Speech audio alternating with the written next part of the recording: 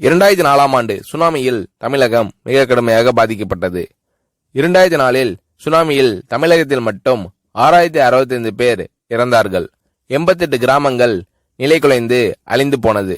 இந்த சூழ்நிலையில் அம்மா அவர்கள் எடுத்த நடவடிக்கையால் 10 கிராமங்களுக்கு ஒரு அமைச்சர், ஒரு IAS அதிகாரி, ஒரு PRO என்ற ஒரு குழுவை அமைத்து உலக வரலாற்றிலேயே இது போன்ற மீட்பு நடவடிக்கை இருந்திருக்காது என்ற அளவில் 3 நாளில் பாதிக்கப்பட்ட கிராமங்களுக்கு மின்சாரம் வழங்கப்பட்டது.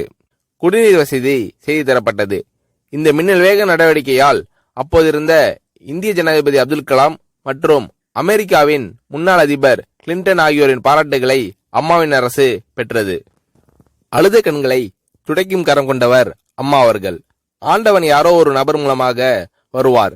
தமிழ்நாட்டிற்கு கிடைத்த தெய்வம் அம்மா அவர்கள். சுனாமியில் பாதிக்கப்பட்டவர்களில் 40 பேருக்கு 2 குழந்தைகளும் சுனாமியில் இறந்து விடுகிறது. அந்த 40 பேரும் ஏற்கனவே கருத்தடை ஆபரேஷன் செய்திருக்கிறார்கள். பெற்றோர்கள் மட்டும் உயிர் பிழைத்திருக்கிறார்கள். உயிர் பிழைத்தவர்களுக்கு இனி குழந்தை கிடையாது என்ற நிலையில் அவர்களுக்கு கருணைவு ஆபரேஷன் செய்து அவர்களில் பல பேருக்கு குழந்தை பிறந்து அந்த குழந்தைகள் இன்று பள்ளிக்கு சென்று கொண்டிருக்கிறார்கள்.